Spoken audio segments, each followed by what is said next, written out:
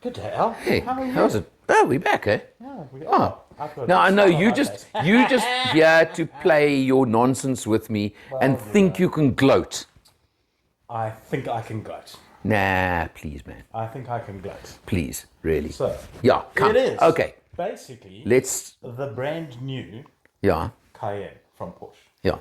It is Porsche, It excuse is me. the single biggest. Porsche. Well, you get two types of people in this world: Yes, you get the ones who say, Those are- the those are- ones who those- right and the ones who wrong. those who pronounce Porsche correctly, and those that don't. The ones who right and the ones who wrong, and we know the pecking order in this organization. Moving swiftly along, this is the single biggest model revision Porsche have ever undertaken on any of their cars. Yeah. Bar Okay. none. So we've gone. I had the Coupe S, 4 liters, V8. twin turbo, V8. Any hybrid involved? No. Nothing at all. Not even 48 Any of volt it. mild Doesn't need hybrid. any of Nothing. it. Okay. It is. No, I'm just surprised because a lot of these guys use that even just for the Do you know? ancillaries and stuff. Do you know? It was one of those things when you just get in and you start it and you drive. If there is, don't care, didn't notice. 349 kilowatts, 600 newton meters.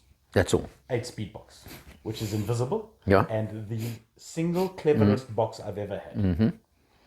You can put it into Sports Plus mode, which you will do for when you wanting to shuffle on Yeah. at a faster rate. Because all the Sports Plus mode does is it stiffens up the suspension, it accelerates the throttle response a bit, and it gives you a bit better steering control. Yeah. But the gearbox is so clever that honestly, between normal mode and between Sports Plus mode, I didn't notice the gearbox changing its behavior. It knows where you are and what you are doing. Well, So is it will is it, not drop a gear if you're moving on and you just have to slow but down. is this one of these It's- satellite guided gearboxes or not? It's very Sounds a bit like it. It's very. I mean, I'm not. I'm asking It's an because intuitive. No. it sounds a bit like it is. It's an intuitive driver's box. Yeah. And in fact, that whole car is. It's and Well, it's massive. look, you would expect massive it. on the inside. It's just there's acres. and You would acres expect of it. space in Well, what's interesting about a car like that is it is that size, but it's still only a 5-seater. They've never offered like Correct. the 7-seaters, all that non. You Yeah. say 5-seater. It's actually a 4-seater with okay. space in the middle for a child. Yeah, okay. And I think that's what maybe sets it apart. 2.2 million. So we're not talking entry level vehicle by Okay. a stretch of the imagination. 2.2 spec as you drove it, Yes. or 2.2. Spectres Unspec'd. I drove it. Spectres I drove it, Yeah. which is unspec'd. Okay. The only thing I would add to it is possibly a head-up display because that sort of car justifies it. You're Yeah. gonna love this. I used the flappy paddles maybe 3 times. That's how good that box is. You see. It has You a see. panoramic roof, which is quite Load nice. shedding. Lights just went out. I thought it was just someone paying homage to the awesomeness of the Cayenne. The The lights would have come on then. brighter than they are already. The roof is pure glass. Okay. It's not a movable roof. It's not a sunroof. It's just a movable. Okay, but now with a cover that comes the out. cover, Okay, yeah, okay. the Because cover comes no, out. what car was it recently that had the glass roof without that, and of course it became a hot became box. a Yeah, problem. yeah. This actually, I did comment that the Porsche's tint on that roof is exactly right. Okay. They've got it spot on. It's not too dark. It's not too light. It actually, for me, and I hate sunroofs, right?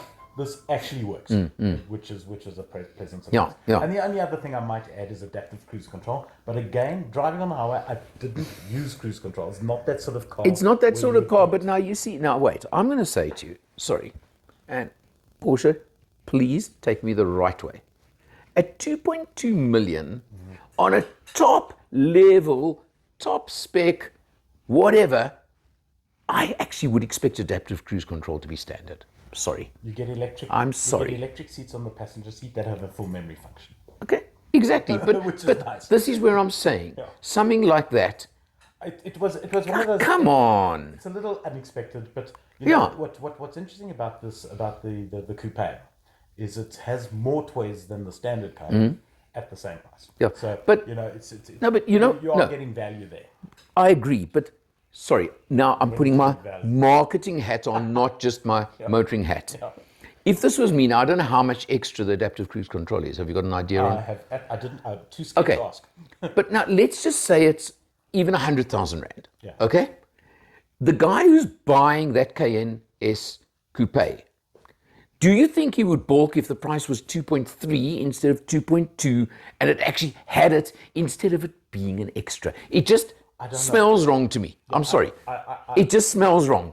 Honestly, I don't know. But do you see where I'm coming from? But the question is interesting still. So I mean, the Cayenne, remember, is now 20 years old. Yeah. This is a big I have been on a launch of one of the updates on earlier, so I have driven Cayennes.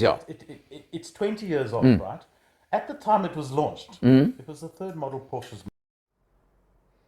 My name is Michael Porsche, and I'm the proud owner of Change Cars and the host of the TV show All Things Motoring. But I'm even prouder today to say that I work with Alan Rosenmeyer from Motor Matters, better known as the man with a hat. If you're looking for the best reviews on all new vehicles, Motor Matters. If you're looking for the best deals on new or used cars, changecars.co.za, where every car is sold by a 5-star rated manufacturer-approved dealer. Well, that was rude. I don't know how far we've got. We were just rabbiting on about how the Cayenne was the third model that Porsche brought out. Yeah. At the time, they were in deep doo-doo. And Turned them around. Turned them around totally, and they're now one of the most successful off-road manufacturers. High-end off-road manufacturers. No, I'm talking about financially successful motor companies in the world. Built on the Cayenne. And it's purely turned around on Cayenne, and you can see why. So not only is it supremely competent on the road and quick and quiet without the big knobbly tires, which I accept, it is at 2.2 million. It's not entry level, as we've said, but it's not outrageous.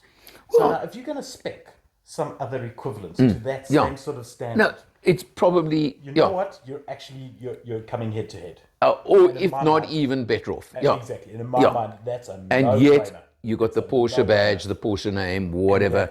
That is just pure flippant performance. Yeah, it's but outrageous. Even if you got similar, go back a few years, a Porsche was like much more expensive. It was up there, way up there. Now suddenly, as you've just said, they are actually price competitive. Which is strange. Yeah, you'd never sort of have that conversation. Yeah, I know. You wouldn't. Yeah, it just wouldn't have made sense. It would have been. And the other thing I want to add about the Porsche is that it's one of those things where when you see a 911 from the 70s driving around and it's done 455,000 million kilometers, that motor's never been opened. Do another 450,000 kilometers before anything happens. Well, that's the point. And that kind of sort of enduring reliability of the brand is also starting to ratchet through on the Cayennes, where the first generation Cayennes are now becoming collectible items. You try fire first gen turbo now. Especially the turbo, no, 100%. The fact of the matter is that they're still out there. They haven't exploded and demolished. And probably still fetching good money. And fetching very good money. You can find one at a good price, buy it and stick it in your garage. That's an investment. Correct. 100%. So it just builds on the legacy. And I don't want to go through all the changes that they've made in the new Cayenne because, as I say, it's the biggest model revision they've ever done. You've done a video that'll show a lot of it in the full video. This is the chat. This is the podcast. Get in and drive one, and if you're looking for an SUV that is also stupidly competent off-road, I mean, they built these things off-road. People said, it's a Porsche climbing up a rock. But it will do it. Well, look, but then again, and I know that 99.9% of them sold in South Africa will not even go on a dirt road. If I bought one, hand on heart, it will never go off-road, but I don't care. Will it go on a dirt road even? It'll go on a dirt road. My Landy went on lots of dirt roads. Yeah, but that's... Absolutely hand on heart, tow my race car, and that's about the hardest work it would ever do. When I ever get to that point of buying one. You've boasted enough, you rabbited on enough. It was a lovely car. Absolutely, I know. I can only agree. Leave it there. From us. Turn it off. Cheers. Turn it off. Turn it off. Did I mention I had the Porsche? Not it.